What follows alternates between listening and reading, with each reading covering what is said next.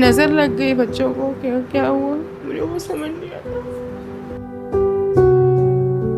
देखा तो बच्चे मेरे ख़त्म पड़े हुए थे, लायक बच्चे थे, इतने काबिल बच्चे थे। मुझे पता चल गया था मेरे बच्चे चले गए इस दुनिया से।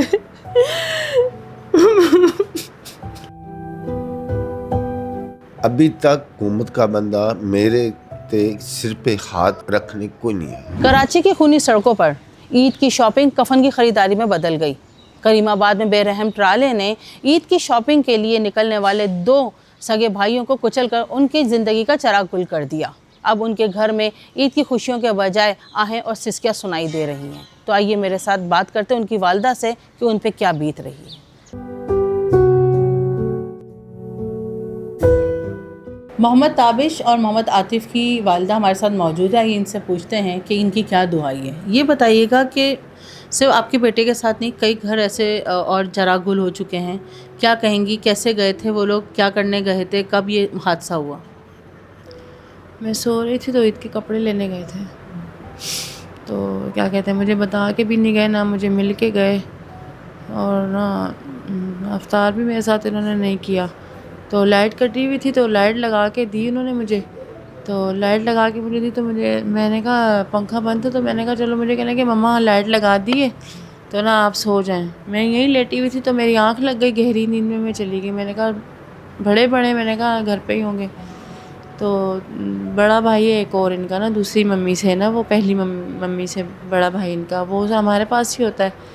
तो उसे कहने लगे कि ना हम लोग आ रहे हैं भाई, अभी कपड़े ले आए जाके। तो उन्होंने मना किया, नहीं जाओ नहीं जाओ। उन्होंने कहा नहीं, हमने जाना ही जाना है। उन्होंने कहा नहीं नहीं जाओ, अभी आज मैं आया हूँ तो मेरे साथ रहो, तो मैं कल वल नहीं हुआ तो फिर कल चले जाना। तो छोटा वाला ज़िद्दी है थोड़ा सा, वो कह रहा है कि नहीं भाई हमने अभी जाना है। बस हम आधे घंटे में गए और आए। ये बात उन्होंने की अपनी चलाई पर चले गए। वो टेलर की पर्ची मेरे पर्स में थी, मेरे पर्स में से टेलर की पर्ची उन्होंने निकाली, तो जेब में वो पर्ची थी उनके। जब घर से निकले, नहा धो के फ्रेश हो के, बड़े बच्चे मेरे इतने लायक बच्चे थे, इतने काबिल बच्चे थे कि यहाँ पर किसी के बच्चे ऐसे नहीं जैसे मैंने अपने बच्चों की परवरिश की, मेहनत कर कर के। पता नहीं नज़र लग गई बच्चों को, क्या क्या हुआ मुझे वो समझ नहीं आता। वो ऐसे ही निकले दोनों भाई, एक जैसे कपड़े पहने हुए थे, तैयार हो गए। बस 10 मिनट के अंदर ही खबर आई कि मैं सो रही थी, फ़ोन बजता रहा, आवाज़ बंद थी मोबाइल की, मुझे पता नहीं चला। फिर भाई के फ़ोन पे फ़ोन आया, उसका किसी का फ़ोन आया कज़न का, कि इस तरह आतिफ़ का एक्सीडेंट हुआ है। और फिर मैंने सुन ली बात, फिर हम लोग निकले यहाँ से। जैसे ही मुझे तो रात का टाइम था, कुछ समझ भी नहीं आ रही थी, तो फिर यहीं पर ही पहुँचे करीमाबाद फर्नीचर मार्केट के सामने ही।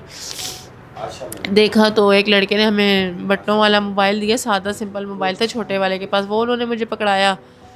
और फिर पकड़ाया मोबाइल और कहने लगे कि ना बच्चे ले गए। मेरे तो हाथ पैरों से ही मैं रह गई, समझ ही ना आए कुछ के हुआ क्या।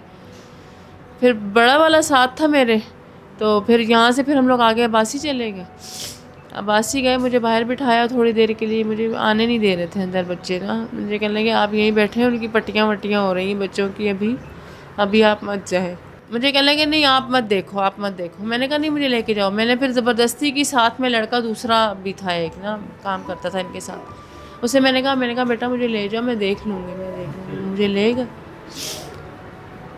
आगे जाती गई, लंबा रास्ता था अंदर अब्बासी के बीच में से।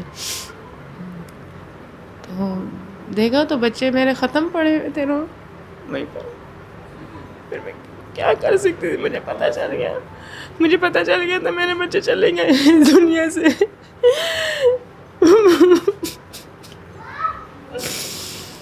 आधे अधूरे उनके कपड़े, एक का बूट था एक का नहीं था, मैंने मोजा उतारा एक का शूज़ उतारा। घड़ी टूटी हुई अभी भी मेरे पास रखी हुई, वो घड़ी पर्स में से लेकर आना, शीशा हाथ में बंधा हुआ, मुँह उतारा मैंने बच्चे का। देखा बच्चे मेरे थे ही नहीं, आँखें आधी खुली हुई थी, मेरा ही इंतज़ार कर रहे थे शायद। फिर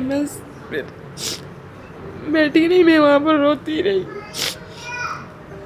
रोना नसीब में लिखा गया, अब रोती ही रहूँगी। क्या कहेंगे आप हुकूमत को, ये जो इस तरह से आए दिन अभी आपके हुए हैं, कल 2 भी हुए हैं, तो इस तरह से हादसा हो रहे हैं, क्या कहेंगे आप हुकूमत को, क्या दुहाई देंगे?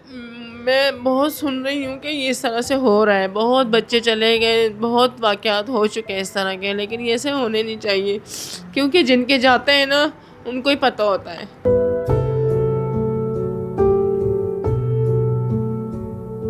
हमारे साथ मोहम्मद ताबिश और मोहम्मद आतिफ़ के वालिद मौजूद है। ये इनसे पूछते हैं कि हुकूमत से क्या जो है वो इनके नाला ही हुकूमत से, क्या कहेंगे आप? अभी तक हुकूमत का बंदा मेरे ते सिर पे हाथ रखने कोई नहीं है। ना किसी ने ये बोला तुम्हारे बच्चों का हम पीछे खड़े हैं। हम क्या किसी को गरीब बंदे हैं, हमारी तो दुनिया ही उजड़ गई।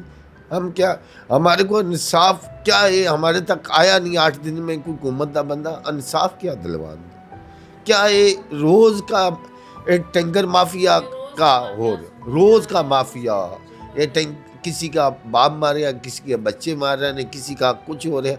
ये तो इस शहर की अल्लाह हाफज है, कोई इसका मुहाफ़िज़ नहीं।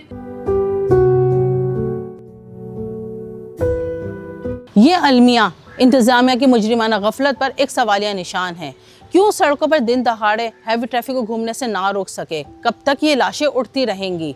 रवां साल में महज 76 दिनों में 200 से ज़ायद एक्सीडेंट हो चुके हैं और कितने घरों के चिराग गुल हो गए हैं। अगर इनको ना रोका गया तो ये खूनी सिलसिला जारी रहेगा। इसी के साथ नाज़रीन, सबा खान को इजाज़त दीजिए। मिलते हैं आपसे अगले प्रोग्राम में, जब तक के लिए अल्लाह हाफ़िज़।